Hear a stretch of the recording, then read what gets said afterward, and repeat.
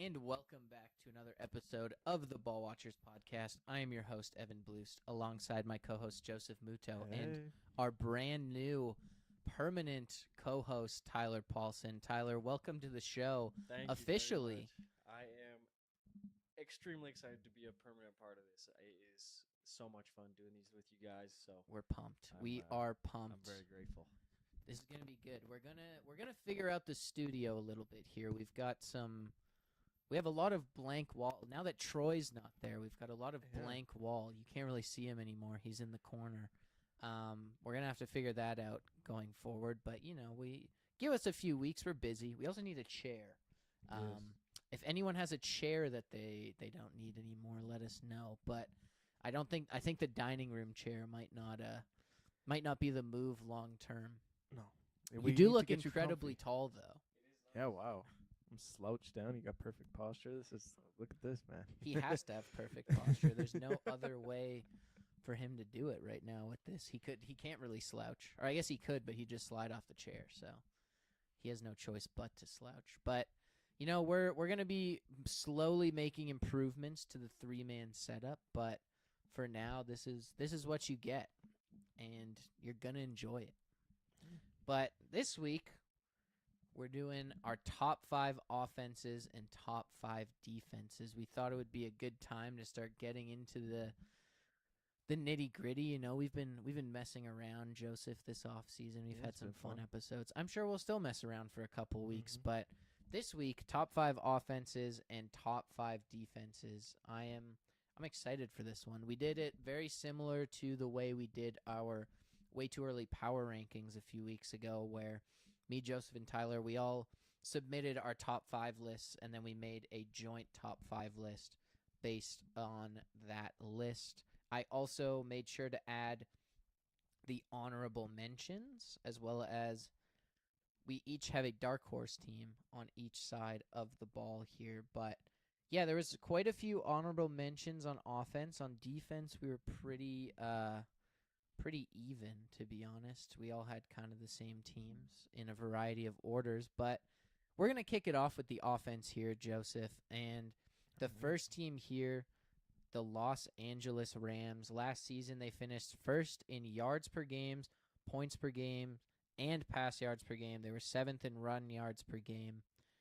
They're returning everyone on offense pretty much. This is basically the same team as last season offensively for the Rams. And I think it makes sense. This is a team who was a fantastic offense last year. Matthew Stafford wins MVP, and it feels like they could be in the same boat this year. Yeah, exactly. I think when you have the reigning MVP and, to me, the best wide receiver in football, that in and of itself makes you the best offense in the league. But they have so many other pieces, like Davante Adams with 14 touchdowns, who is an absolute red zone machine for them.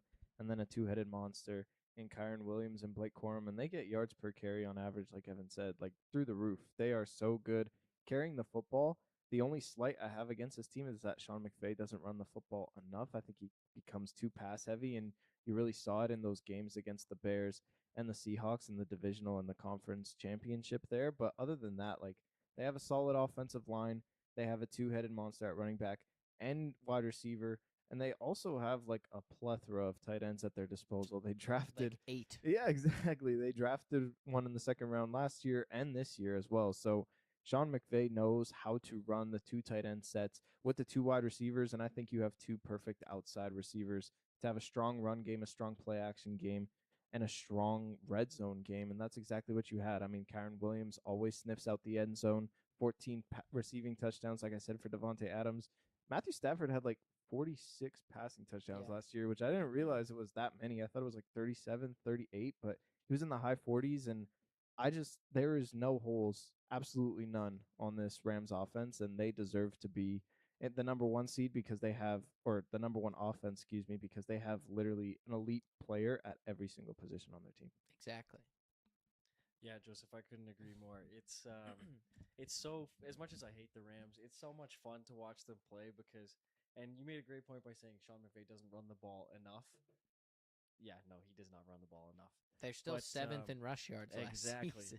But just his ability to scheme up plays and find ways to get guys open, and to create advantageous looks against the defense is second to none. and with the guys like Puka Nakua and Devontae Adams and that running back room they have there, it's real hard to stop these Rams. Yeah, the only position I would be concerned about offensively is potentially that right tackle spot. I think Warren McClendon is who's playing there. He's a like 4th or 5th round pick. Yeah, it's a little shaky. Unproven, but I mean, I don't know. I trust Sean McVay is the thing. It's probably had they needed a right tackle, I'm sure they would have drafted one pretty early in the draft if they felt like that was a position of dire need, and they went with Ty Simpson. So I'm assuming they felt as if that wasn't something they needed right away. So I feel very good about this Rams team overall. I think it makes sense that they were the first kind of or average first team on this list. It does get a little dicey the farther you get down here, just because we went in a lot of directions. So it wasn't necessarily like everyone had these teams going forward on the top in their top 5, but I think everyone had the Rams were the one team that everyone had. All right.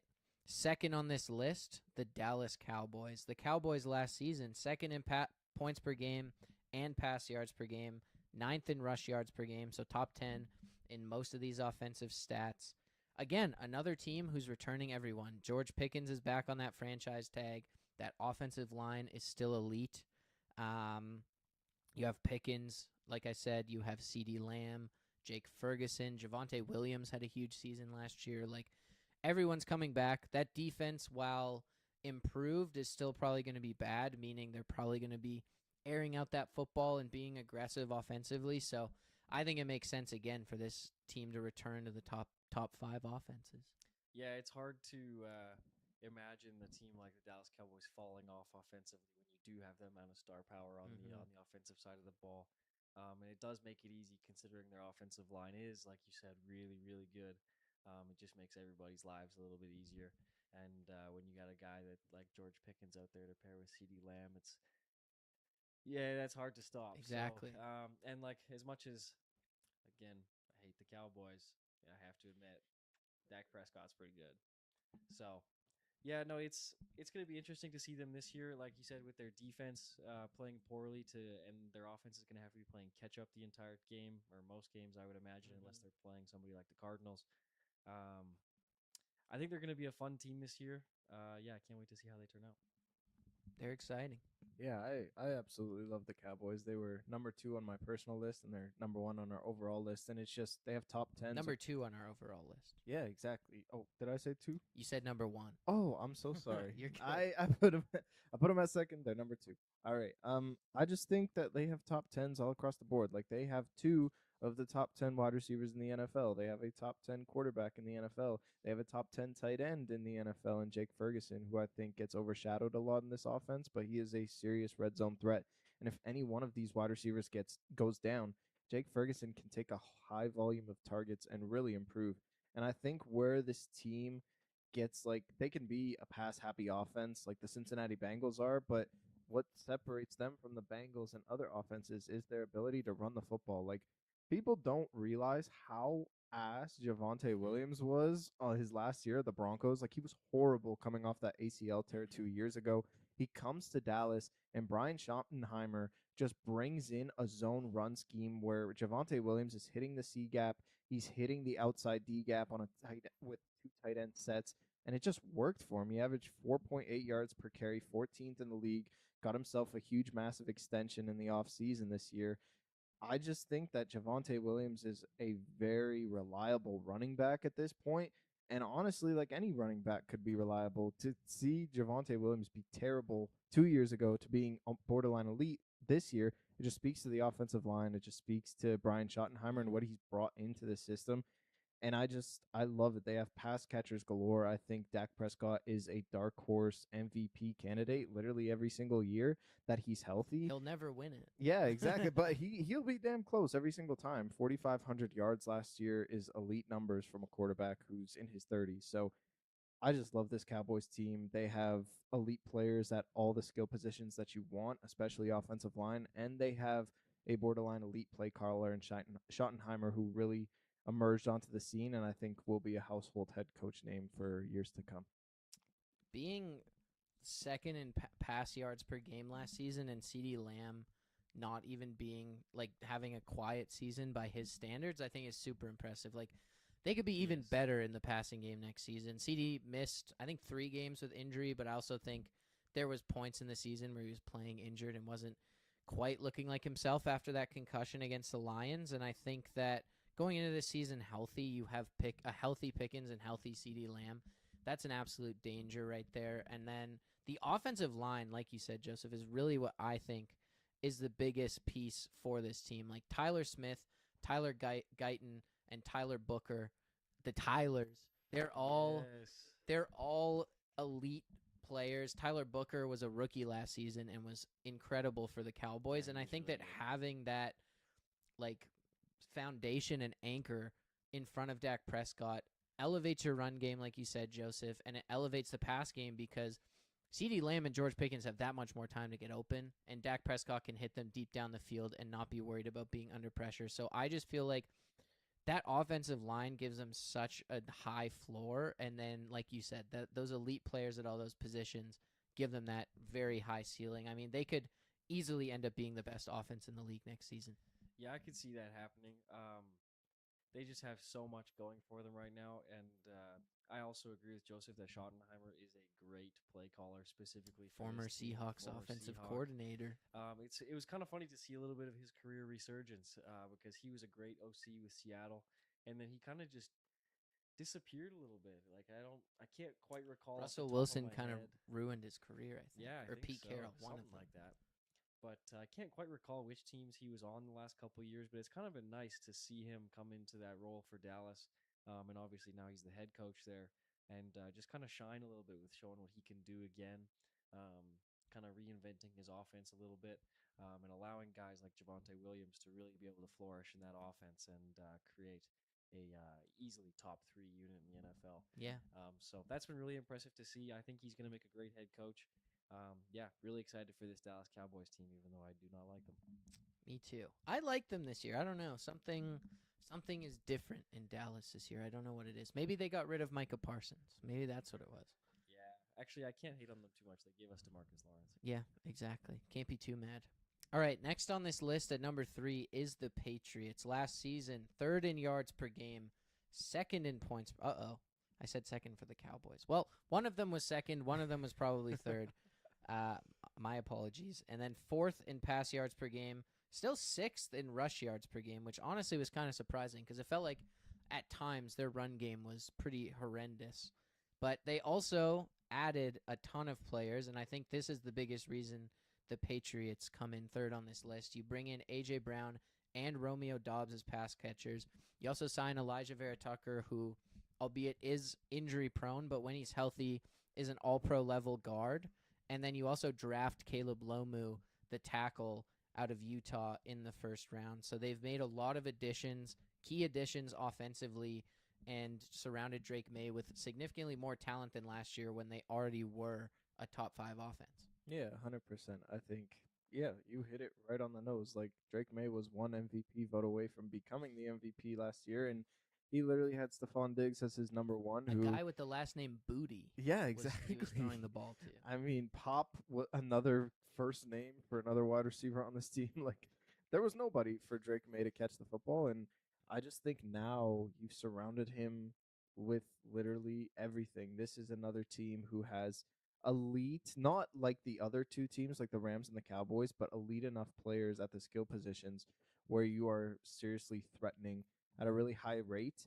I think that they have a plethora of pass catchers. I think Romeo Doubs as a number 2 is a signing that's kind of going under the radar, but I think he was the alpha for the Packers last year, and he did a really good job in that role. And now with more one-on-one coverage, I think he'll be a very solid wide receiver.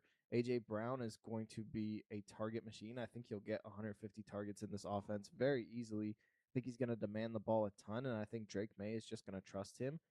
And I mean, Kyle Williams or Kayshon Boutte in that slot role, I think they'll fight it out for the wide receiver 3 position, but that is a very good competition. You also have a top 10 tight end, in my opinion, in Hunter Henry, who's just a red zone merchant.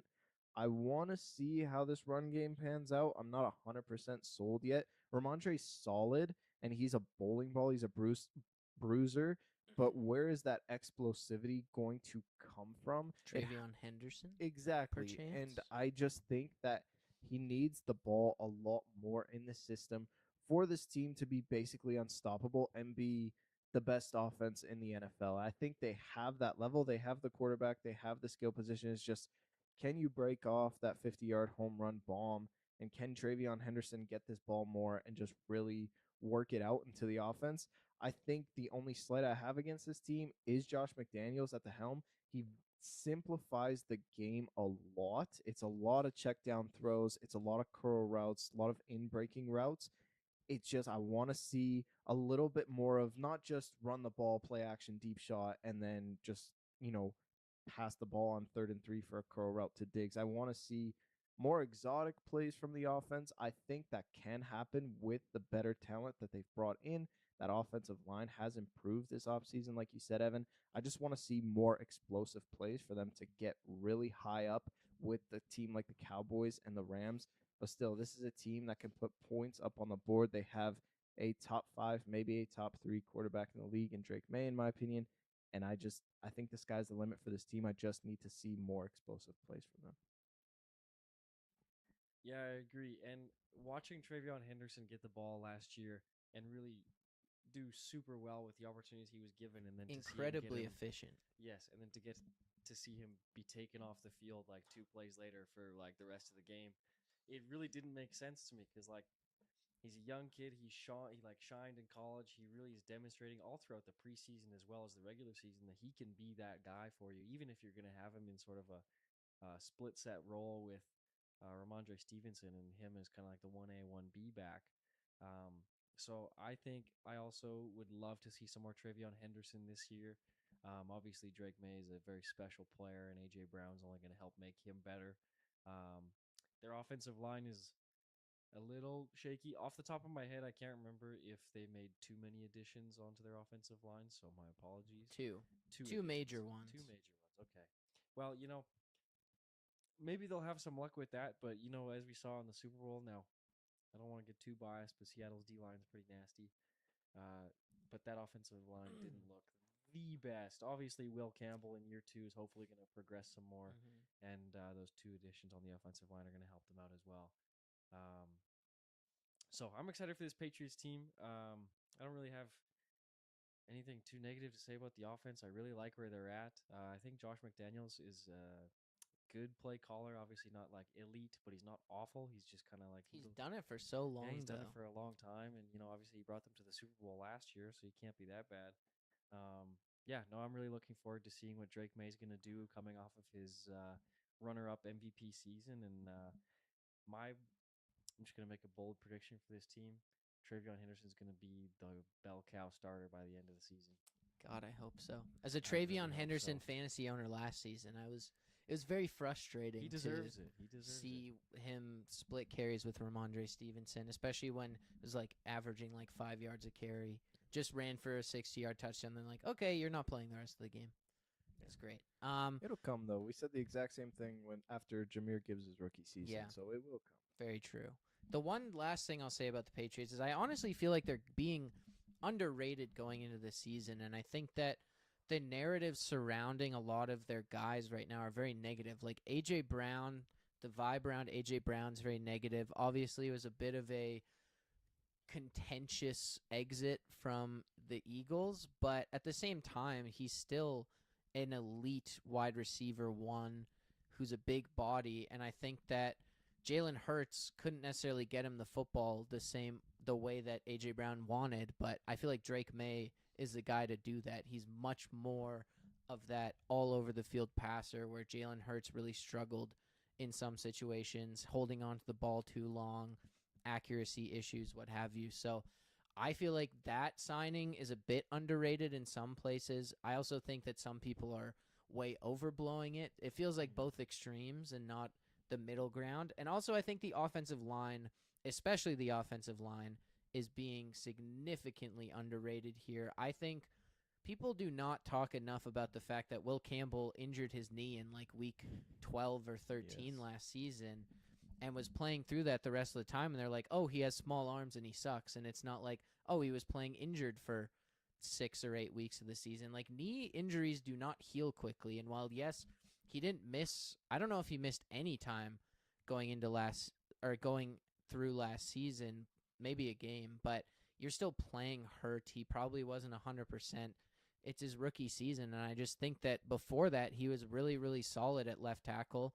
I think coming into the season, you feel good about that. You have Jared Wilson, who they drafted in the 3rd round last year, moving into his natural position at center. Elijah Vera Tucker comes in at guard.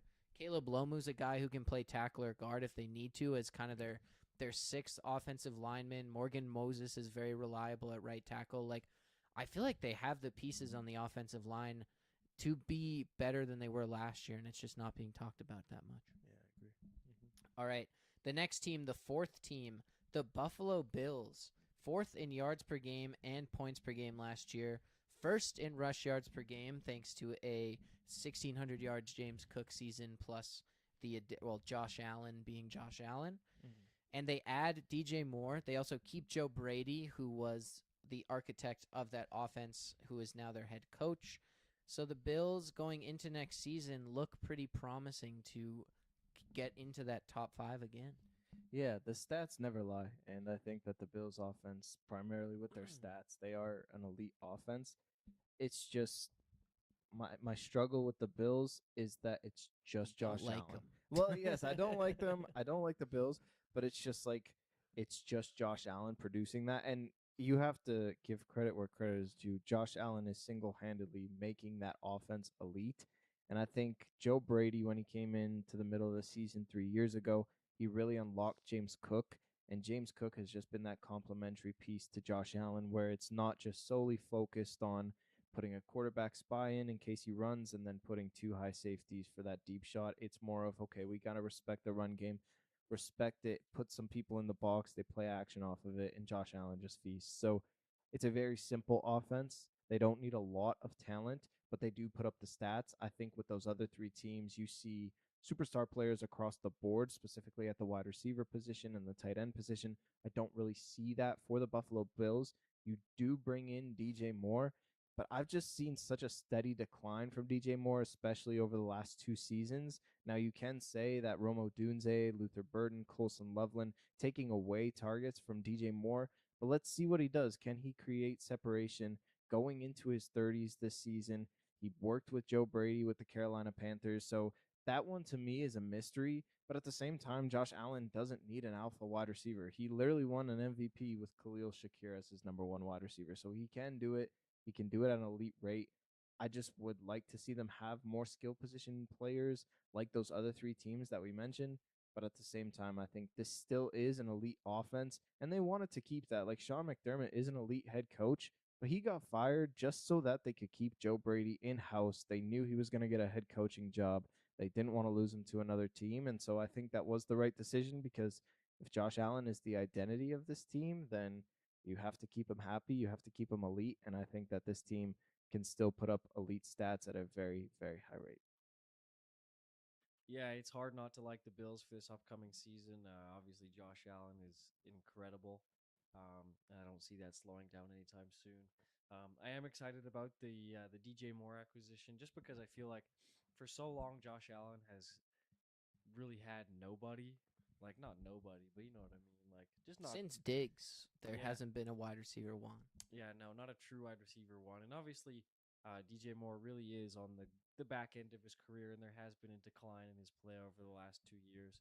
But I feel like he is a significant upgrade, even at the state he's in right now, to what they've had before. So I really am excited to see that. Obviously, he's a little bit of a speedster, so hopefully maybe Josh Allen can get some deep shots in there to DJ Moore down the sideline, or I don't know, on a skinny post over the head of a safety, something like that. That'd be super fun to see. Um, and yeah, so hard not to like that. And then James Cook, obviously, just like Josh Allen, just an incredible player. He has such a interesting way of finding almost like a cutback lane on almost every single run. If you watch the tape, he starts flowing with the offensive line. He cuts right back right through a little hole. It's beautiful to see, and that's how he, gets all the yards he does. So, love James Cook. What an incredible player! I can't wait. I'm definitely getting him in fantasy this year if I can. We'll see, Tyler. We will We'll see. see. Evan or Joseph might steal him from me. Who But, knows? Who knows who will steal him Yeah, from no, you? I love the Bills. I have to be honest. I am a tiny bit biased. Family's Yeah. big Bills fan. But yeah, no, I love this team. I can't wait to see what they're gonna do this season. And I think Josh Allen's gonna be in the running for another MVP. Definitely. The thing is, Joseph, I feel like you're discounting this team a little bit Okay. outside of Josh Allen. Number one, that offensive line is damn good. It's I think that incredible. You're right. Deion Dawkins is an all-pro level tackle right now. They have the pieces outside of Dawkins on that offensive line. Osiris Torrance was a first-round pick a few years ago. Connor McGovern's really solid. Their offensive line really sets the table, I think, for what they want to do, especially when it comes to running the football. Like, I don't think 1,600 yards is hard to get as a running back if your offensive line sucks, and James Cook was able to do that last season. Obviously, I talked about it last episode, but I think James Cook is a superstar. I don't think it was all the offensive line, but it doesn't hurt to have that good of an offensive line, and it allows them to do so much. It allows them to really mess with the defense because they can run these RPOs. They can have Josh Allen run through the middle of that offensive line for positive yardage, and it just, you don't know where the ball's going. You don't know what Josh Allen's going to do with the ball in his hands, and I think that it just does, it sets the table for this offense. I also think DJ Moore is like, all they just need him to be what they wanted Keon Coleman to be, which is just a deep threat, big body receiver down the field. Like, Josh Allen has not ever had that in his career. He had Diggs, but Diggs is pretty small when it comes to receivers. Like, he hasn't had that big body outside down the field kind of receiver, and I think that that's what DJ Moore can be, and he's proven he can be that. Obviously, last year was a bit of a down year for him, but until that point, he was a consistent at least 1,000-yard receiver, and even that for Josh Allen would be huge. I love Khalil Shakir sliding back into more of that wide receiver 2 role, that underneath guy who just picks up yards after the catch. He's so hard to tackle, so I think this Bills offense is going to be good. The concern with this team is just their defense because they've lost so much, and they also lost the kind of head of that unit in Sean McDermott this offseason as well. So their offense, though, it looks to be in a good spot. Yeah, that's where I was going to go as my rebuttal. It's just this defense is so bad. But that might make their offense better because they're going to have to be so aggressive. Yeah, but they also have to have that alpha 1 wide receiver. We saw in that divisional game against the Broncos, Josh Allen had so many bad turnovers because none of his guys were getting open. And so is DJ Moore going to be that? I'm just not 100% sold at this point in his career. He's definitely an upgrade, but I just want to see them get a true alpha 1 and really make this team unstoppable, in my opinion. Yeah, it has been a challenge for them. Not that they have addressed the position much in the draft, but yeah, I like the move of adding DJ Moore personally, especially if it gets Keon Coleman off the field. I feel like he has not worked out at all, I unfortunately. had such high hopes for Keon Coleman. Me too, man. I thought he was going to be way better than he ever turned out to be. I remember watching him at Michigan State absolutely dusting Michigan in a game that Michigan destroyed Michigan State, but like the only thing working for that Michigan State offense was Keon Coleman, and I was like, damn, this guy's good. Transfers to Florida State, has a great season, and then that's about it. Just disappears off the face of the earth. Yeah, Although exactly. he did moss Tariq Woolen that one time. True, That was unfortunately. a nice play. But other it was than too bad. that, that's about the only play that's memorable. And that might only be memorable because we're Seahawks fans. I think so. Lastly, on our list here is the 49ers. Now, this is a team that I think only one of us had on their list, but they had them high enough, It was I me. think at third, that they make it. Last year, 7th in yards per game, 10th in points per game, 5th in pass yards per game. Obviously, they added Mike Evans, which is a huge upgrade over what they had at receiver last season, especially because Brandon Ayuk didn't play almost at all and has gone insane. They also add Dejon Stribling out of Ole Miss in the second round of the draft. So 2 new weapons for Brock Purdy. Obviously, you still have Christian McCaffrey. And George Kittle looks to be on the right track to return for the start of the season, Tyler. But I want you to tell me why you had them in the top 5 here. You know what? They were in my top 5 because as much as I want to be biased against them, it is so hard to not appreciate the job that Kyle Shanahan does with that offense.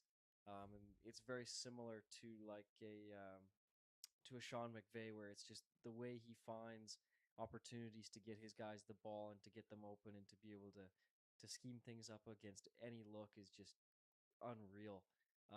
And the fact that Mike Evans and Deshaun Stribling are joining this team now. Obviously, Stribling's a rookie, so we don't know how he's going to play out. But Mike Evans is a proven, really good wide receiver in this league, even though he is on the latter half of his career. Um, main reason I have them in my top five, other than the Kyle Shanahan point, is because they still went 12-5 and made the playoffs last year with a ton of injuries to their entire offense. And I think because of that, people are kind of overlooking how good they can actually be. Now, obviously, they do tend to struggle with injuries for some reason every single year.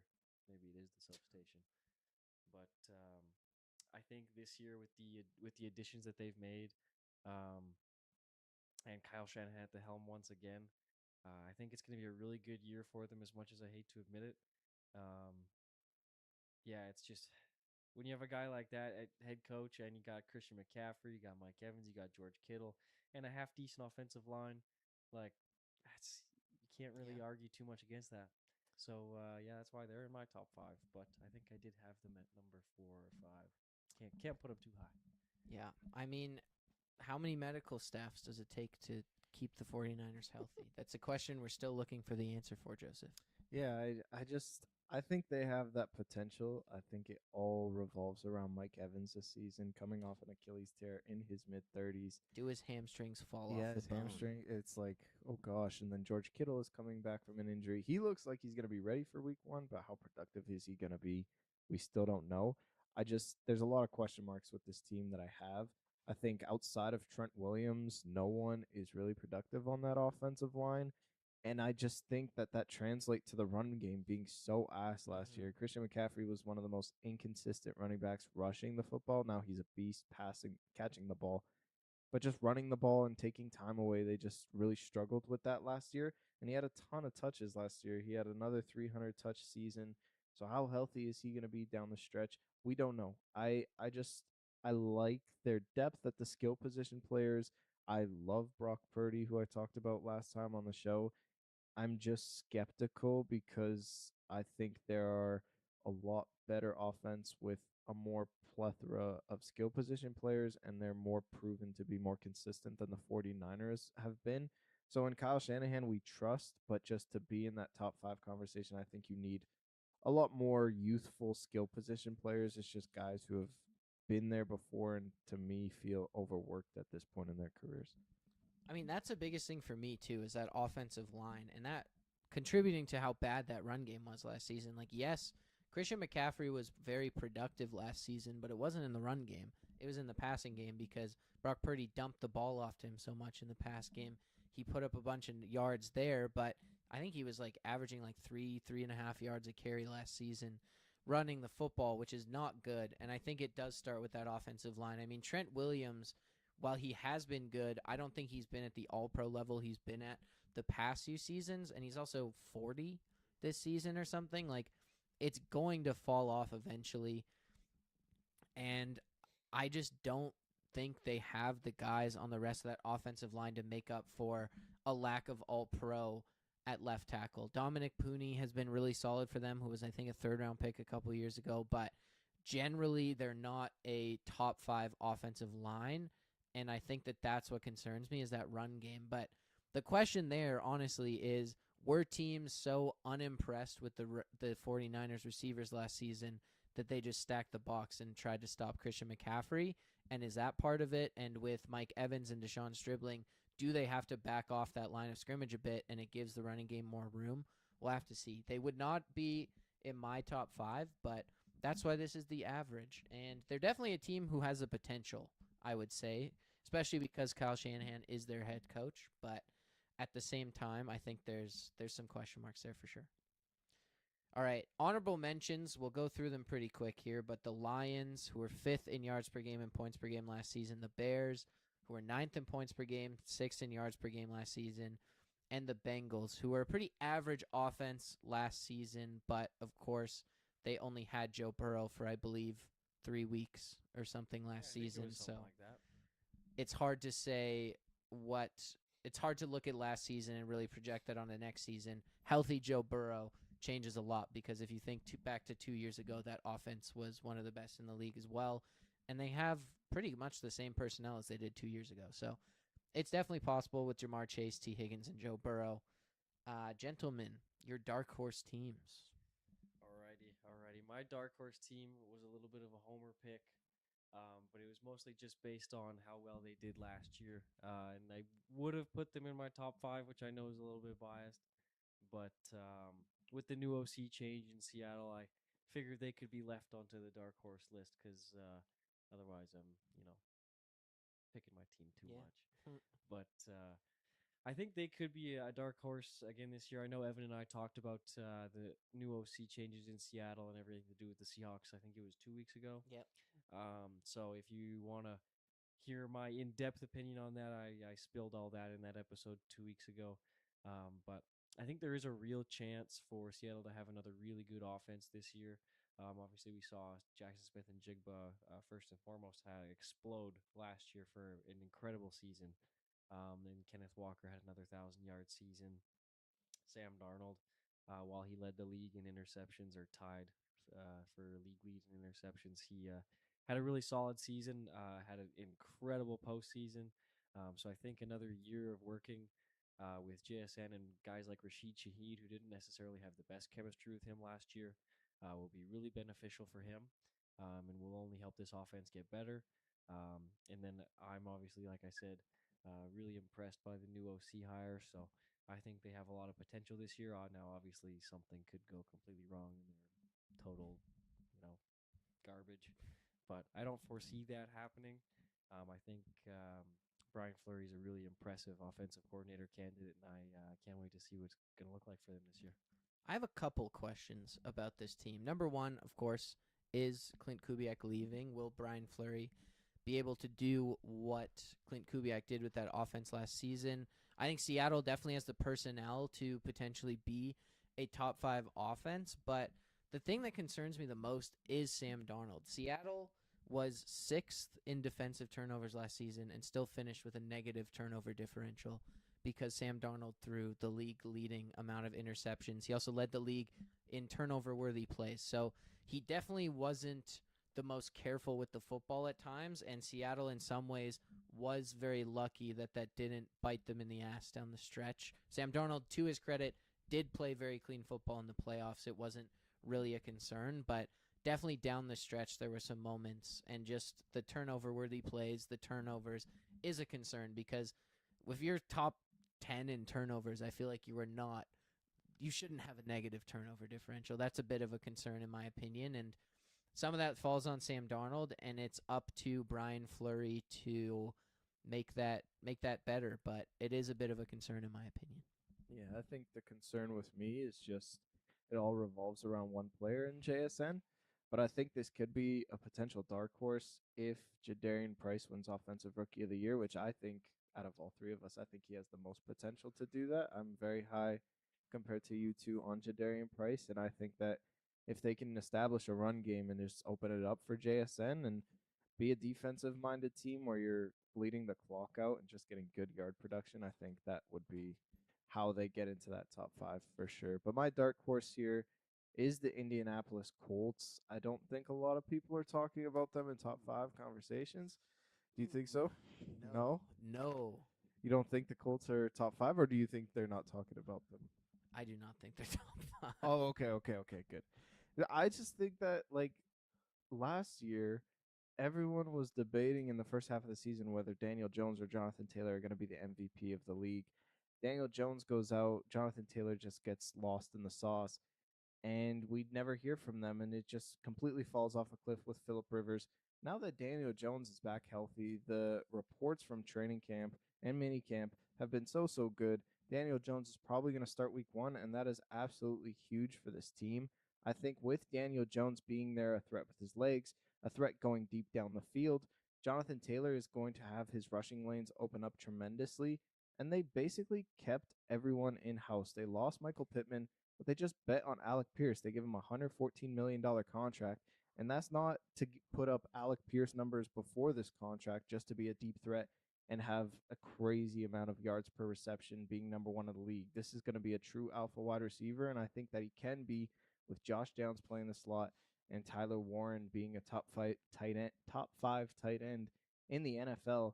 I mean, they didn't really lose anyone this offseason outside of Pittman.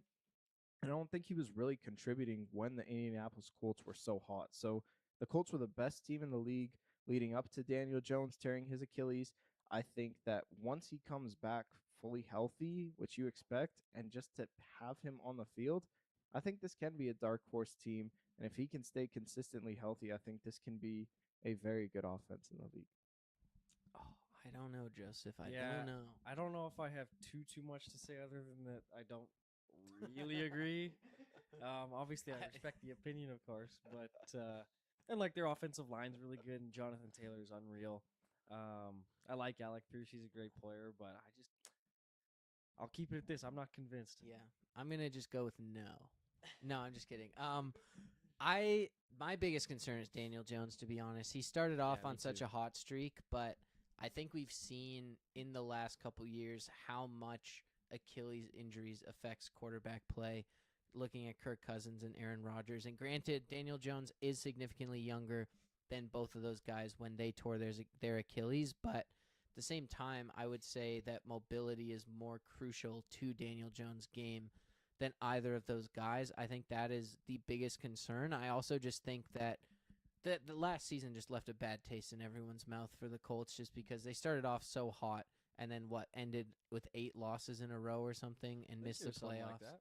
They were 9-1 or something, and it's just brutal, or 7 loss, whatever it was. It's just they were on such a hot start and they end the season in such disappointing fashion, and it just feels hard to trust them again last season. But I will give you credit, Joseph. You were on the Colts bandwagon early last season, and you were right about that. So you do have a good track record when it comes to that. My dark horse team is the Broncos. They were 10th last year in yards per game, 14th in points per game. Not the greatest offense by any means, but I truly think two things. Number one, they are both of the additions here, Jalen Waddle and Jonah Coleman, I think are going to be huge because J.K. Dobbins is injury prone at the running back position. Granted, I'm a big Jonah Coleman fan, so this is partly projection, but I think that they've been missing someone, or they were really missing someone to replace J.K. Dobbins last season, and R.J. Harvey really just could not be that guy. He wasn't physical. While he is fast and a great third down running back, they did not have a guy who could run between the tackles and be a bit of a thumper. And I think that Jonah Coleman can come in and be that guy should J.K. Dobbins go out with an injury. So I think that they've covered their bases a bit better last season because I think their lack of a run game when J.K. Dobbins was injured was a huge issue last season. And then the other thing, Jalen Waddle is a number one receiver. I think he was overshadowed massively in Miami with Tyreek Hill being there, but you look at the stats before Tyreek Hill was there, and even when Tyreek Hill was injured, Jalen Waddle was an incredibly productive wide receiver, and I feel like that's what they've been missing from this offense is you have Cortland Sutton, but he's very much a big body 50-50 ball receiver. You need a guy like Jalen Waddle who can test over the middle of the field, who's still a burner. He's a very fast receiver as well, but I think that production over the middle of the field for Jalen Waddle is what this offense has been missing overall. And on top of that, they have one of the best offensive lines in the league. You're hoping Bo Nix comes back healthy. I just think they definitely have the pieces to be a top 5 offense next season. Yeah, I agree. They were number 5 on my list, I believe, my original list. I'm really high on the Broncos this year. I love Bo Nix. I'm a Oregon fan, so watching him play for a long time at Oregon was really nice to see, and then to see his career kind of take off in the NFL has been really great. Um, I also love Jonah Coleman. Yeah. I've been a fan of Washington his for boy. a long time, at least I think the last 2 or 3 years. I've been watching him kind of like religiously, which is super cool. I was low-key hoping Seattle drafted him. I But know, that's I was okay. praying. That's okay. Glad he went to a good team like Denver. Like you said, they have an incredible offensive line. And I mean, if Sean Payton's your play caller, can't really go wrong there. That guy's an offensive genius. does a really great job with that offense. So I'm really impressed um, with the way he's been able to kind of bring Bo Nix out of his shell, really, from the things he was running at Oregon. Um, and obviously their defense is nuts too. So I feel like that's only going to help out their offense by getting a lot more turnovers, putting the ball right back in their hands. And yeah, no, I'm really excited for this Denver team. Yeah. Yeah, I think Bo Nix had the most passing attempts in the NFL last year, and that just cannot happen again this No. year. And I think Jonah Coleman being brought in, it really helps. J.K. Dobbins is obviously the alpha, and he can do it at a really high rate, but you know the injury is going to come. And I think Jonah Coleman just balances this team out. And Jalen Waddle, although he's never been a wide receiver one in his career, he doesn't have to necessarily take on like the huge demands of having those double teams and having the entire defense set on you when they have Pat Bryant, Cortland Sutton, and Troy Franklin. Like they have pass catchers available to them outside of Jalen Waddle. So I think this team is very balanced, and I think Bo Nix is going to have a very smooth sailing offensive year this year. I love it. Okay, let's move on to the defense, boys. First up, the Texans. I think they were number 1 or number 2 on all of our lists. First in yards per game last season, second in points per game last season, third in turnovers last season. They added a big body up front in Caden McDonald in the second round, who many people projected would be a first-round pick. They also added Reed Blankenship at safety, who's hard hitter, maybe dirty at times, arguably, but has been a productive member of elite defenses in the past with the Eagles. So the Texans obviously were pretty much inarguably the best defense in the league last year, and we all feel that they will be again this year. Yeah, I just think the Texans are a step up above the rest just because like they're a historic defense to me. I literally see no holes on this team. I didn't see it last year. They kept everyone and they brought in Caden McDonald and Reed Blankenship, like you said. I just think a top 10 defensive and sorry, 2 top 10 edge rushers, the best defensive end duo in the entire NFL.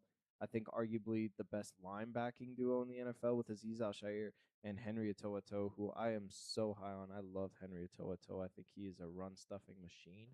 And then the best corner duo in the NFL, Kamari Lassiter and Derek Stingley Jr. So just like there's no holes. You have one of the best play callers in D'Amico Ryan as your head coach / defensive coordinator. Like they're unstoppable. Every single offense that they go against, it doesn't matter who they are, they get completely shut down. And it's just they have so much depth. Jalen Petrie as your nickel corner is just he's an animal across the line of scrimmage. Like there's nothing offenses can do, and they're completely unstoppable. They're one of the greatest defenses I've ever seen in my life, and they're very easily the best defense in the league. Yeah, I agree. Watching this Texans defense play is super exciting. It's hard to ignore guys Daniel Hunter and Will Anderson Jr. They are just unreal. They're going to have another incredible season. And Will Anderson is what, 24?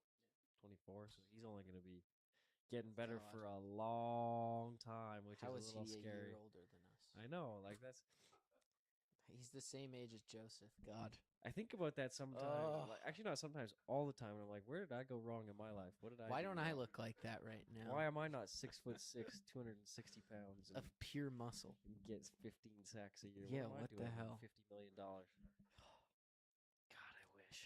Makes me sad. But yeah, no, it's hard to ignore guys like that. They're just gonna wreak havoc on any and every offensive line that they come into face week to week. So praying for you guys out there, all the offensive linemen in the NFL. It's not gonna be a fun year for you. The biggest thing I think for this team is just that they played base defense more than any team in the NFL Yes. last season, and we're still the best team in the NFL. And what that tells me is they just have better players than everyone else in the NFL. Yeah. So, like, and they didn't lose anyone. Like, they added Caden McDonald, which I think was the only position where you're like, okay, Sheldon Rankins is getting a little old. Like, you don't necessarily have that, like, up-and-coming piece on the defensive line. And what do? They go out and get a guy who's projected to be a first-round pick in the second round in Caden McDonald, who has probably the easiest job in the NFL as a defensive tackle because of those two pass rushers on the outside. Like, Yeah, all he's got He's to set do up is just plug up the hole and look pretty. exactly, and he's a massive guy. Like he just has to sit there basically and take up space, and I love that. And if he can add some pass rush, I mean, scary stuff. And Scary it's not times. going to last long because Kamari Lassiter is going to get a huge contract soon. Will the Texans be able to cover that?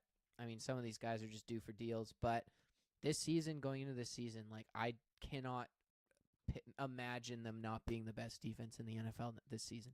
No, it's gonna. The only way I could see them not being at least top two is if they start piling up some injuries.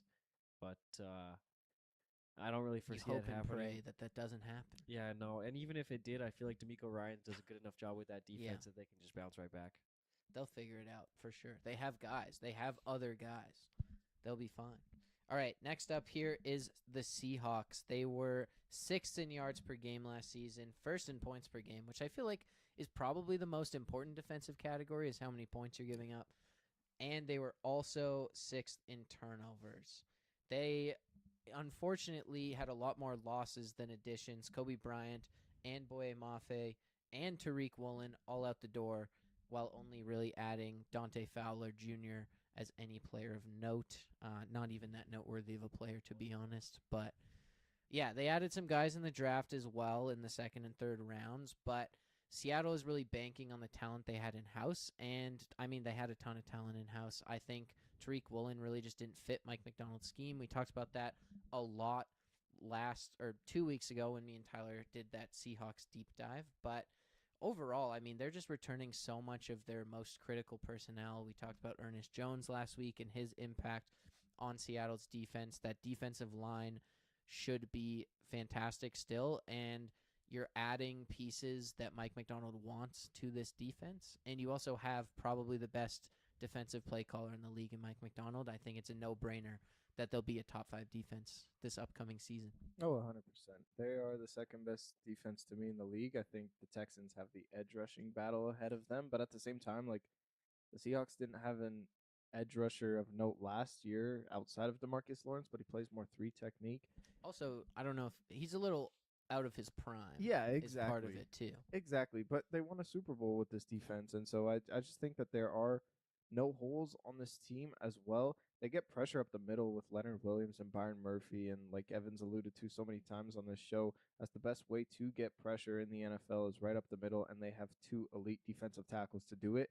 And I just think that that's where their bread and butter comes from, and that's how they get their pressure. They also get it from the cornerback position, whether it's Nick Emenwari or Devin Witherspoon coming on a blitz, a ton of exotic blitzes that Mike McDonald draws up, and I just think that that just makes them that much better. I think Mike McDonald is the best defensive mind in the league.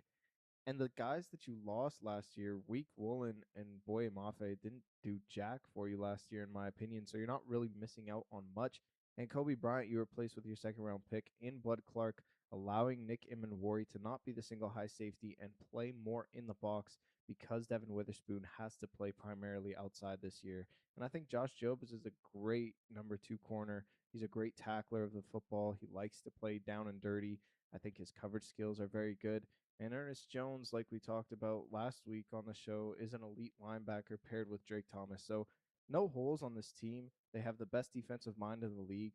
I still think that they could be as good as they were, if not better, come this year. And I think that defensive alone will have them going into a deep playoff push again this year.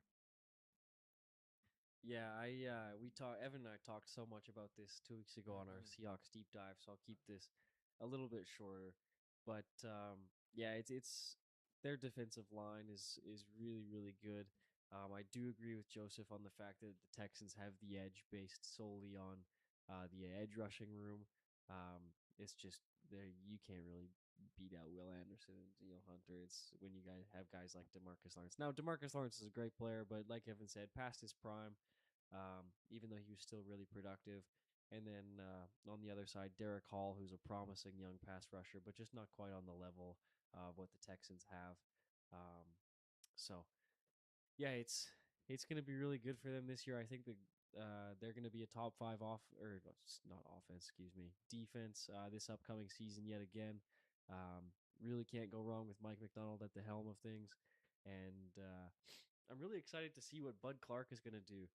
because Kobe Bryant was obviously a like hard hitting downhill run support safety who did a really great job in pass coverage as well, knocking out passes. Not quite so many interceptions as maybe a typical uh, safety might end up having.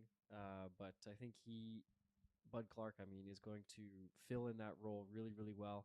When you watch his tape at TCU, he is a ball hawk. Somehow he just ends up with the ball in his hands.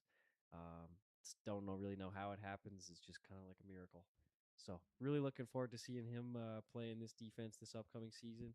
And like Joseph mentioned, it's really going to continue to unlock Nick Warry's versatility on that defense and kind of allow him to play pretty much anywhere, whether it's on the defensive line, a linebacker, corner, safety, whatever. That kid can do it all. So, yeah, no, I'm really excited for the Seahawks defense, and I find it hard to imagine a world where they're not top 3 to 5. Yeah. Next up here is the Los Angeles Rams, 5th in turnovers last season. Pretty average when it came to points per games and yards per games. They definitely were better in the first half of the season than they were down the stretch last year, and it kind of cost them in some key moments. But what did they do? They went out and plugged all of their holes. They added Myles Garrett, which wasn't really a hole, but when you can go out and get Myles Garrett, you go out and get Myles Garrett. And then they completely revamp their cornerback room, taking both Chiefs cornerbacks from last season, who were very, very solid. Trent McDuffie, an all-pro level corner, and his partner, Jalen Watson, come over to the Rams. They do lose Jared Verse, obviously, but you get Myles Garrett, who is just better. So the Rams, I think, could be even better than this 3rd overall spot here, but their defense looks scary going into the next season. Yeah, the Rams have an incredible team. It all starts with that defensive line to me. Myles Garrett being the number one, he's the best defensive player in the league, if not the best player in all of football.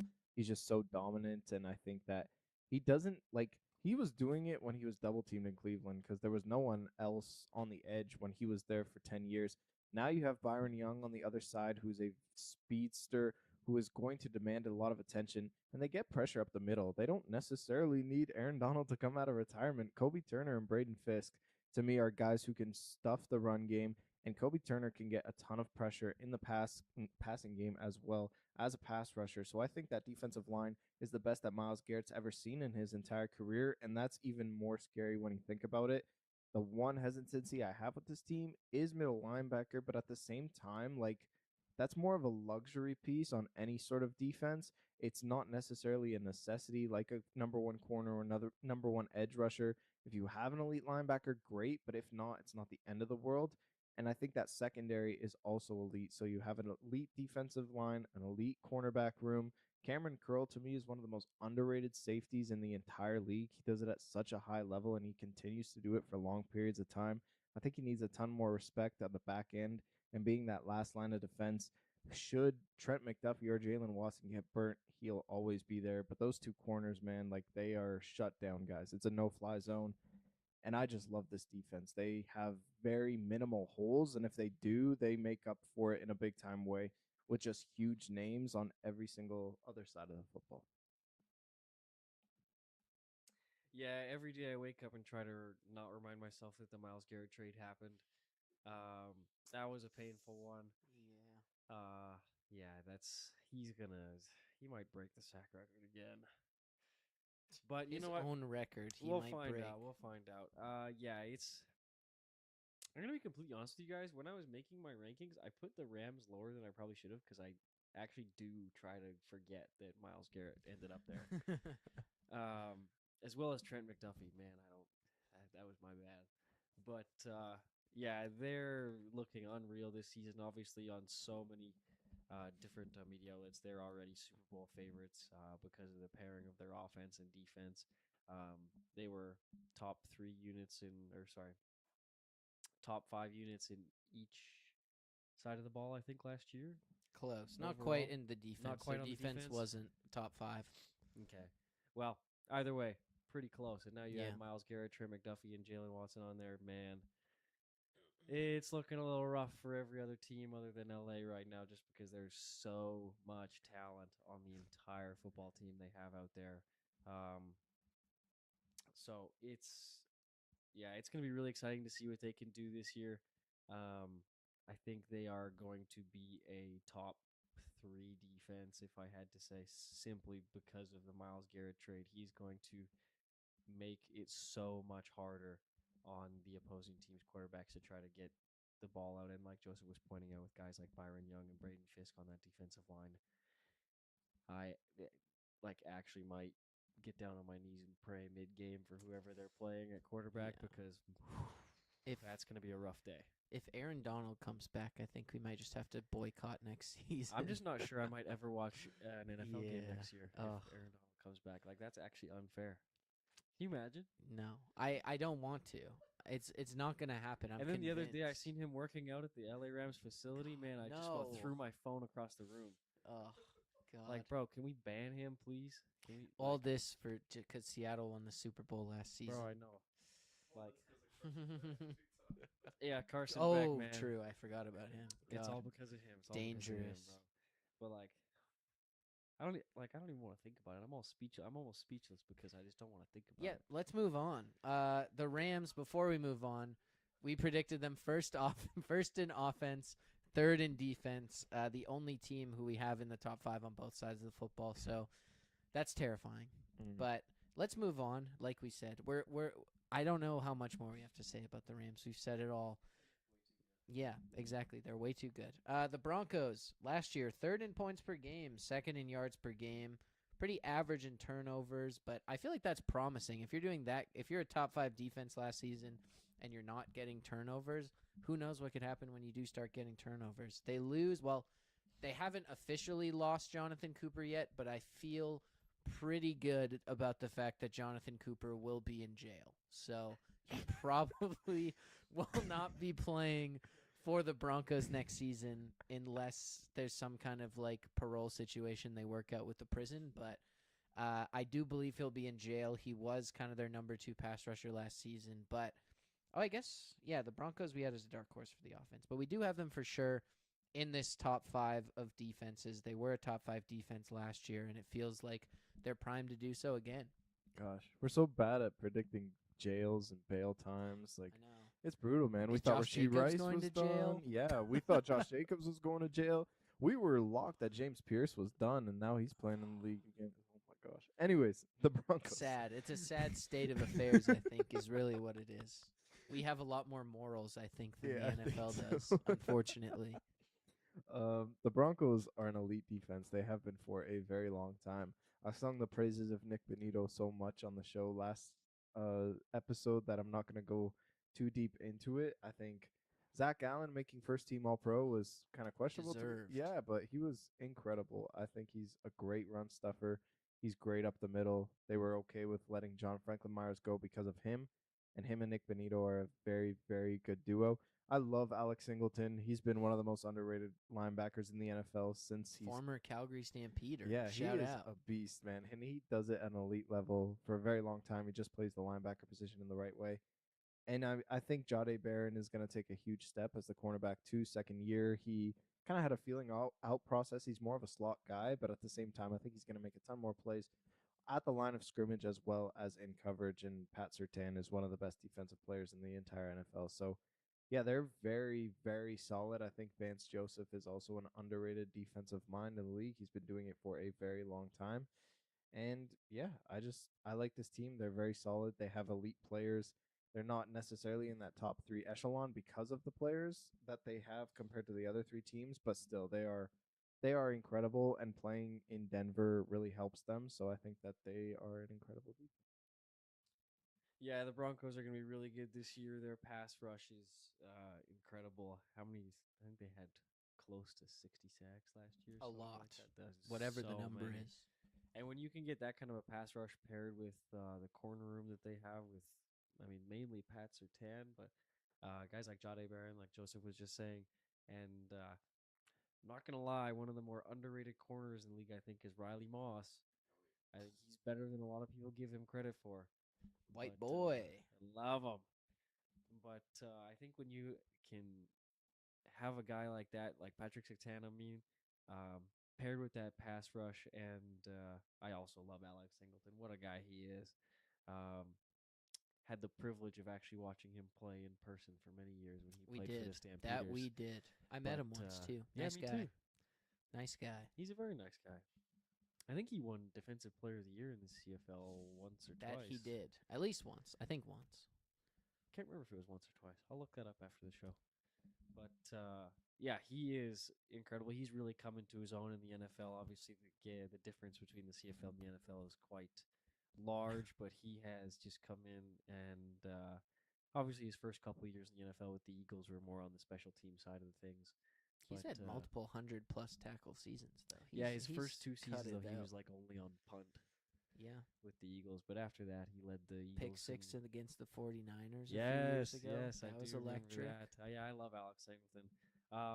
Yeah, there's not really too much to say about Denver other than I feel like they're going to be a really, really good defense yet again this year.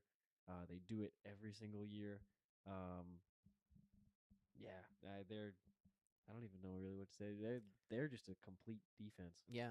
They all have around. everything They you have could ask everything. for. You have a number one pass rusher, Nick Bonito. You have an all-pro defensive tackle in Zach Allen.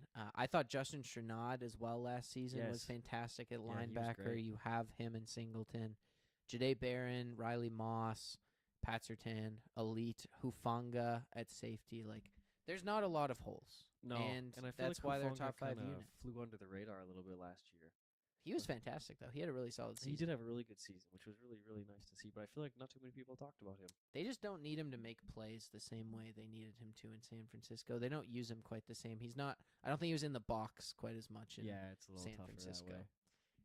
All right, last team here, the Philadelphia Eagles. 13th in yards per game last season, 5th in points per game, average in turnovers, but they do make some significant additions. Reek Woolen and Jonathan Grenard.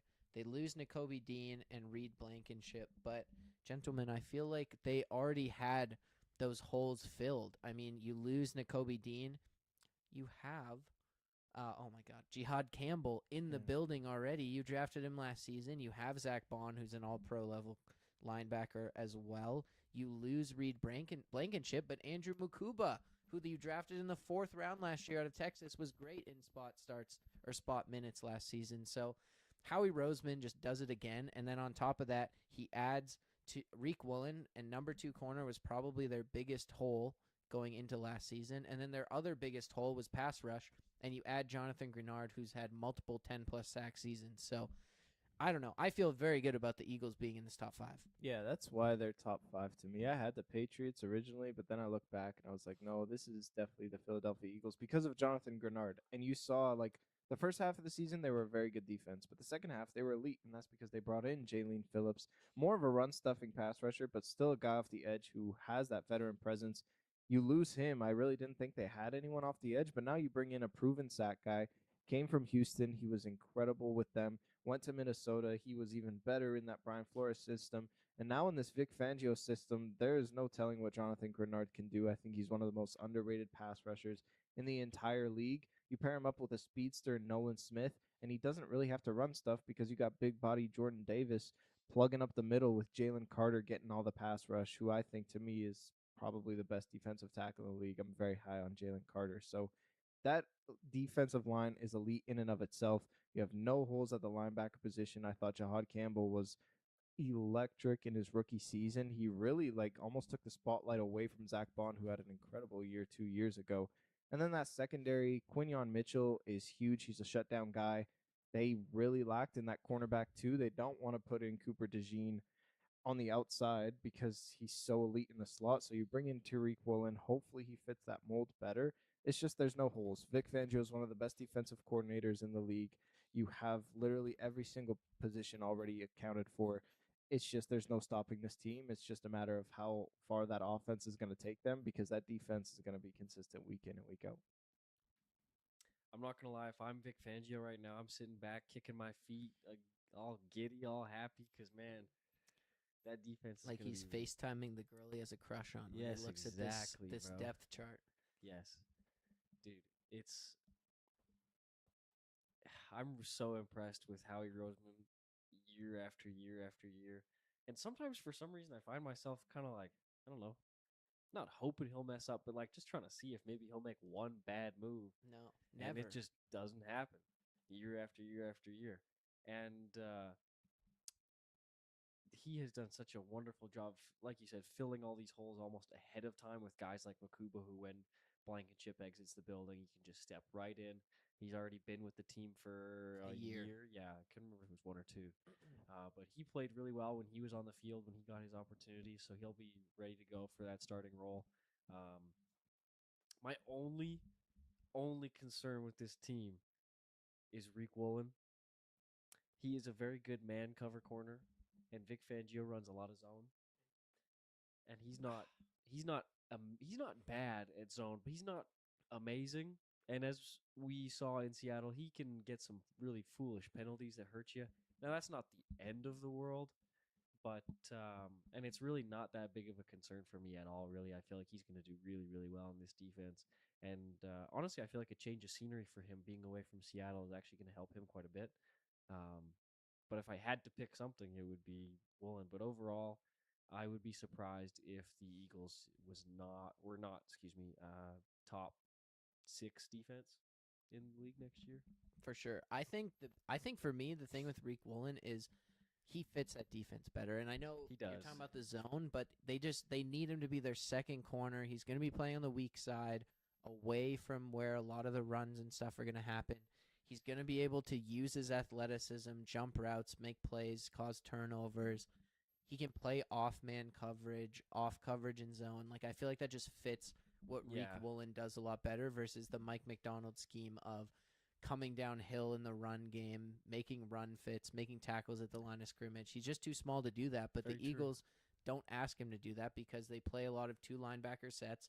You also have Cooper DeJean in the slot, who is a fantastic tackler and can do that. And I just think that they don't ask their outside corners to be as physical in the run game as the Mike McDonald scheme. I just think that off coverage kind of look that Fangio tends to run works a lot better for Woolen.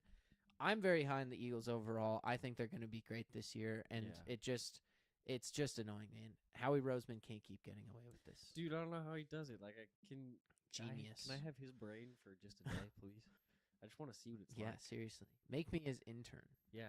I want to learn from this man. That would actually be so cool. Can you imagine being in a room with him for a day? No.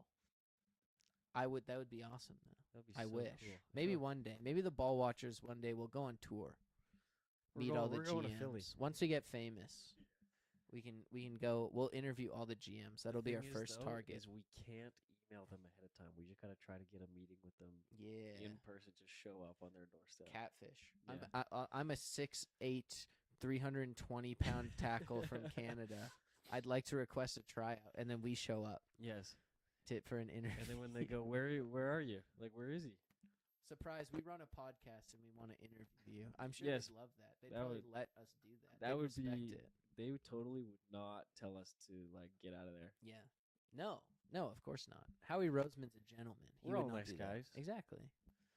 Evan's pretty cute. He'd wow us with. We'd wow him with our charm. A 3-man weave on Howie Roseman.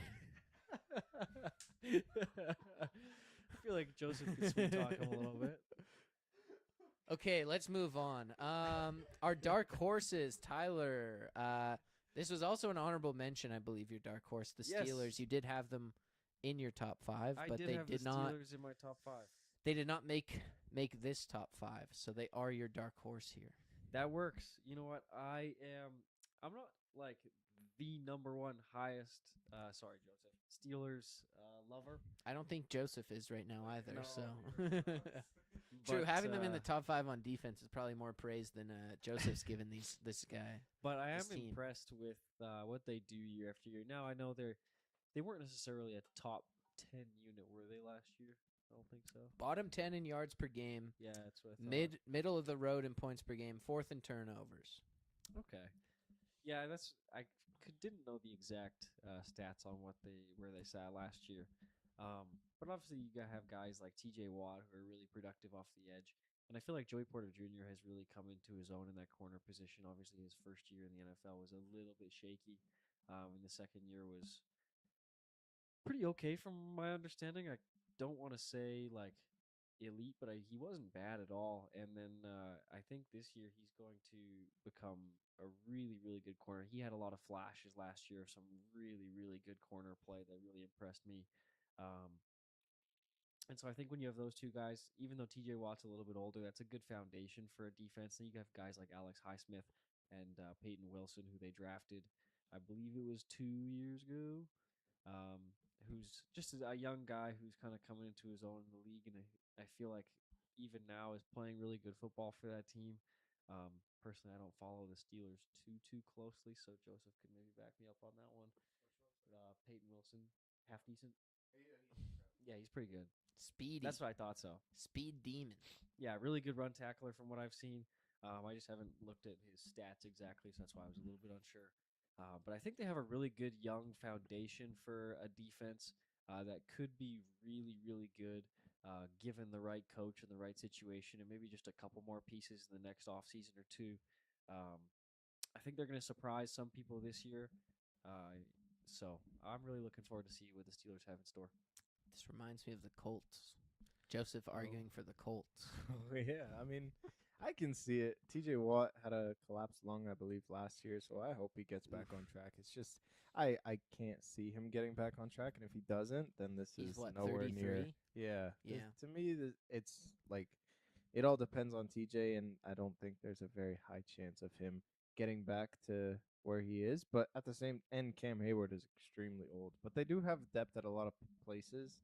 Like their cornerback depth is insane. Like Asante Samuel Jr. is their fourth corner, which is crazy. Yeah, I know everyone See forgets how he about comes him. back from his injury, but Yeah. we do love Asante Samuel.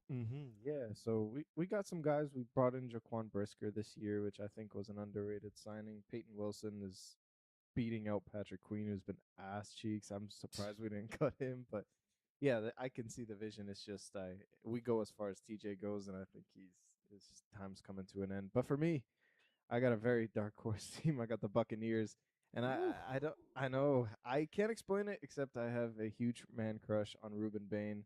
I love the way he plays. I loved him as a draft prospect. I love when Evan does the Bain impersonation every time I bring him up. So I just love Ruben Bain, and I think he's gonna be the defensive rookie of the year, and I think he's gonna be double-digit sacks, and he's just going to completely flip this team around. And it's not just him. I think Yaya Diaby has a ton of potential on the other side. And you pair him up with Kalijah Cansey, who's the pass rusher, and Vita Vea, who is the best run stuffer in the entire NFL. Like, that is an insane defensive tackle duo, and to me, second best behind the Seattle Seahawks. You have great linebackers. Alex Anzalone's been doing it for a very long time. You draft Josiah Trotter, who I really like coming out of Missouri in the second round. And that secondary is very promising. Zion McCollum is going to emerge as a cornerback one, and you have a healthy Antoine Winfield, who is such an elite safety, such a ball hawk. They have guys, and they still kept Todd Bowles, who is still a defensive-minded guy, and he had a terrible year last year with the Buccaneers, but this is a guy who they brought in, and he's had great defenses in the past, whether it be for the New York Jets as the head coach or the Buccaneers when he took over for Bruce Arians. I just love that they have an alpha defensive end. I think he was one of the best players in the draft in Ruben Bain. And I think you're going to have a complete 180 where, yes, they have guys. They don't have a lot of depth. But if these guys can stay healthy and Ruben Bain can be an animal, this could potentially be a top 5 defense in the NFL. I see the blueprint, and it's not all there yet. But I think if they can mesh it together, they're going to be very, very sneaky. I was born in it. Yes. I like it a lot, Joseph. My one concern with this defense is truthfully the linebackers. Alex Anzalone has been solid with the Detroit Lions in the past, but I also think his role with the Lions was a bit more of a secondary kind of player. He could really fit his role, and I don't know how he'll be as a number one linebacker. I also think Christian Roseboom is quite a replacement level linebacker. I think you lost a lot at that position, losing Levante David in the offseason. Well, he retired. But overall, I think they have so much promise. Like you said, that defensive line has a ton of promise across the entirety of it. In addition, I think there is promise in the secondary. Obviously, Antoine Winfield is an all-pro level safety, but Zion McCollum, I love. Benjamin Morrison, they drafted in the second round out of Notre Dame last season. they definitely have some promise. I think it would take a serious boost for them to make it into the top 5 compared to last season, but they definitely have pieces to be a much improved defense over last season. I think injuries really caught up with them, but to their credit, they were one of the best run defenses in the league last season. It was just their pass defense was absolute booty cheeks. Yeah. So that has to really improve, but you're also getting Antoine Winfield back healthy. You're getting Zion McCollum back healthy. So it's definitely possible.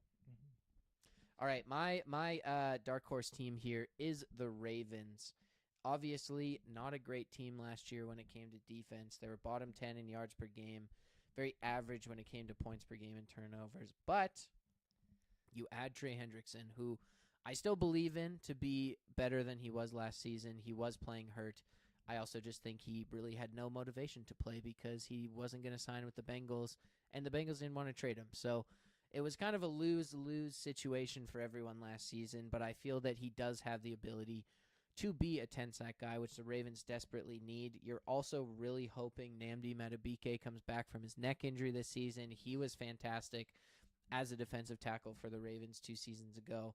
And I think the biggest thing in all of this is you add Jesse Minter, because the Ravens were a lot worse last season than their talent would have dictated, with guys like Kyle Hamilton, guys like Roquan Smith, Marlon Humphrey on that team. They were nowhere close to even a top 10 unit last season.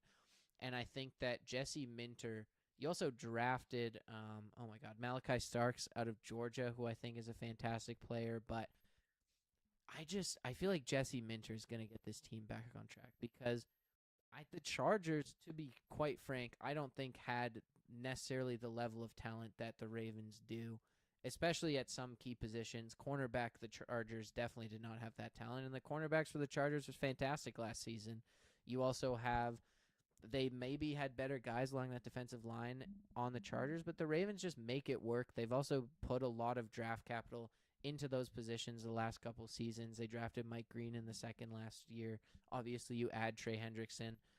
I just feel like Jesse Minter, you have the Derwin James-esque player in Kyle Hamilton, who could arguably be a better player than Derwin James. So I just feel like they have all the pieces to make Jesse Minter's defense work, and I feel like Jesse Minter could make this team a top 5 unit going into next season.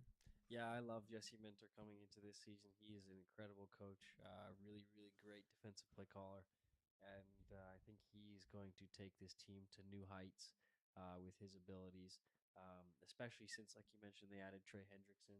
Um, you make a good point with him not necessarily having so much motivation to play for the Bengals, because I know I wouldn't want to play there. Yeah, why would you at Like, that I don't point? know who would, bro, but like, We're not going to pay you, but we need you to try really hard after you almost won Defensive Player of the Year before and led the league in sacks. yeah. Teams know you can do that, but if you don't, we don't want to pay you or trade you. My only concern with Trey Hendrickson, and maybe this ties into the fact that he hated his life in Cincinnati, but his run defense isn't really all that special. Like, he is an incredible pass rusher. Like, the 1 year, 2 years ago, something like that, he got 17, 18 Yeah, sacks. he led the like league that. in sacks 2 years ago. Yeah. And but the one thing that consistently shows up on tape when I watch him is that he gets kind of pushed around at the line of scrimmage. Like, when an offensive tackle is able to get hands on him in his chest, he has a really hard time disengaging from the block and just kind of gets driven back. Now, obviously, I'm not saying he can't defend the run, because he does have a play or multiple plays on tape where he does defend the run really well. But I think it is a weak spot on his game, and so that's my only concern with Trey Hendrickson. Obviously, he's an incredible player, an upgrade from what they had before. Uh, I'm sure all Ravens fans would have preferred Max Crosby, but unfortunately, that did not pan out. So, I mean, if they're happy with Trey Hendrickson, I'm happy. I don't know that I have a ton of faith in this Ravens defense as a whole, but it is really intriguing to think about them as a potential dark horse. Um, I think it is a possibility with Jesse Minter. I think he is kind of the number one thing that whether or not this defense is going to be that good is kind of hinging upon. So we'll see. Um, I know Jesse Minter did a great job in LA, and you make a good point by saying that LA does not necessarily have the same amount of talent that the Ravens do. So maybe I'm completely wrong on this, but I guess we'll have to see. I guess we will. Yeah. I think my only concern, I love Jesse Minter. I think they have the huge potential to be top 5. I think this is a great dark horse. It's just they can't stop the run. And I think with Trey Hendrickson, Mike Green, Zion Young, who they drafted in the second round, these are all speedsters coming off the edge. Namdi Matabike has been kind of inconsistent even before the neck injury. Yes. And so you're relying on Roquan Smith and Kyle Hamilton to get to the second level to stop the run, which is never like a good sign when you're relying on your linebackers and your safeties. Like we were talking about earlier, tackles, like leading the league in tackles means your defensive line sucks. And I feel like Roquan Smith might get to that point potentially. But if they can shut down the run some way, somehow, this is going to be one of the best defenses in the league. Nose tackle Travis Jones will hold it down Travis. for the entire defensive line out of Yukon, I believe. Yeah. Who knows? But that's what this is for. These are all projections. And at the end of the day, we're just very excited for next season. We're close. We're like, I don't even know, 70 days away from the start of the NFL season. Yeah. Not even. Damn close. Anyways, this is the end of this episode. Tyler, thank you so much for Thank you. joining us. We're very excited to have added you to the program full time. I am looking forward to being a permanent fixture next to you guys. This is so exciting. It's the next step. The new age of the Ball Watchers podcast has begun today. And we will We're going to glaze I was Ruben Bain and born Howie in it. Roseman. Oof. I know. You know, more of that next week. Stay tuned for our next podcast. It will be dropping next week, as always. Until then, though, make sure you follow us on Spotify, on Apple Podcasts, subscribe to the program. Also, follow us on Instagram and TikTok at BallWatchersPod, and on YouTube. We live stream every single episode on YouTube at BallWatchers. But until we speak to you again, stay up, Ball Watchers.